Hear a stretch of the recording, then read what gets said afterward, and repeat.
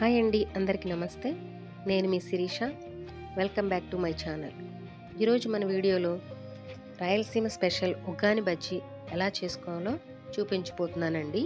ఇది మన ఆంధ్ర వంటకాల్లో మెయిన్ కర్నూలు, నంద్యాలలో బాగా ఫేమస్ అండి. ఇది మనం ఈవినింగ్ స్నాక్స్గా కానీ లేదా మార్నింగ్ టిఫిన్లా కూడా చేసుకోవచ్చండి. చాలా సింపుల్. లేట్ చేయకుండా వీడియోలోకి వెళ్ళిపోదాం. ఫస్ట్ మనం బజ్జీ ఎలా ప్రిపేర్ చేసుకోవాలో చూద్దాం. ఒక బౌల్ తీసుకొని అందులో శనగపిండి 1 కప్పు, బియ్యం పిండి 1/2 కప్పు, కారం, సాల్ట్, పసుపు ఒక్కొక్క స్పూన్ వేసుకొని మొత్తం కలుపుకోవాలి. అలాగే కొంచెం వాము తీసుకొని చేత్తో ఇలా చూపించిన విధంగా మెదిపేసి వేసుకోవాలండి. అలాగే సరిపడ వాటర్ పోసుకొని మొత్తం మిక్స్ చేసుకోవాలి. ఒక విస్కర్ తీసుకొని ఉండలు లేకుండా చూపిస్తున్న విధంగా కలుపుకుంటూ ఉండాలి. చూసారు కదా, చక్కగా సాఫ్ట్గా అయిపోయింది. ఇది పక్కన పెట్టేసుకొని మిర్చి స్టఫింగ్ కోసం పల్లీలు, నువ్వులు, వాము వేసి చక్కగా గ్రైండ్ చేసుకోవాలి. చూపిస్తున్న విధంగా అది మొత్తం ఒక గిన్నెలో ట్రాన్స్ఫర్ చేసుకొని చింతపండు గుజ్జుని 2 స్పూన్లు వేసుకొని మొత్తం మిక్స్ చేసుకోవాలి. పక్కన పెట్టేసుకొని మనకి మిర్చి మొత్తం నీట్గా కడిగి తీసుకోవాలండి.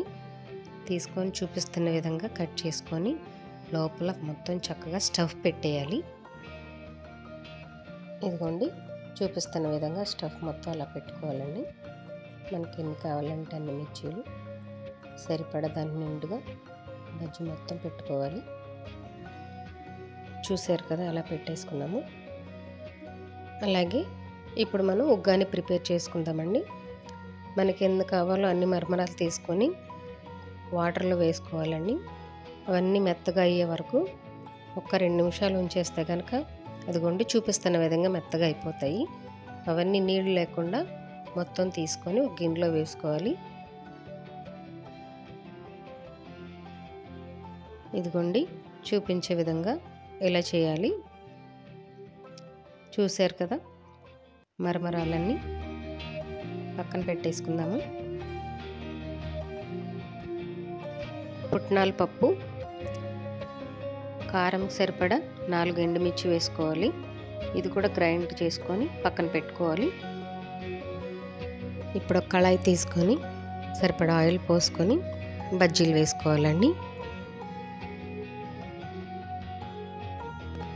ఈ విధంగా మనం ముందుగా ప్రిపేర్ చేసుకున్న బజ్జీలన్నీ చక్కగా ఆయిల్లో ఫ్రై చేసుకోవాలండి.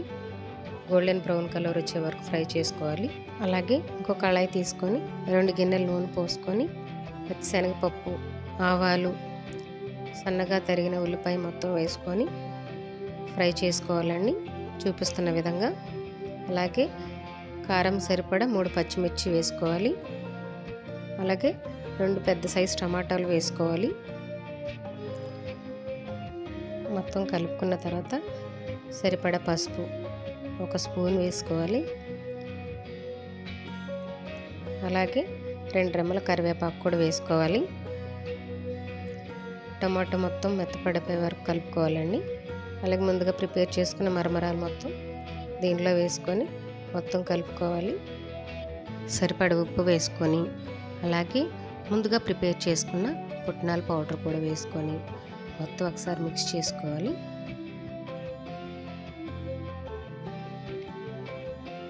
ఇప్పుడు స్టవ్ ఆఫ్ చేసేసుకోవాలి. అంతే. ఇలా మీ ఇంట్లో వాళ్ళకి చేసి పెట్టారనుకోండి, ఒకసారి మళ్ళీ మళ్ళీ అడుగుతారండి.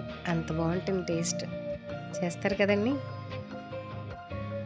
ఎప్పుడూ చేసుకునే దోశలు, ఇడ్లీలు అవే కాకుండా అప్పుడప్పుడు కూడా ఇలా కొత్తగా చేయండి. బాగుంటుందండి. మీ ఇంట్లో వాళ్ళు మళ్ళీ మళ్ళీ అడుగుతారండి. ఓకేనండి. నా వీడియో మీరు ఇక్కడి వరకు వచ్చారంటే నచ్చిందని అనుకుంటున్నానండి. ప్లీజ్ సబ్స్క్రైబ్, బెల్ ఐకాన్ ఆన్లో పెట్టుకోండి. Thank you.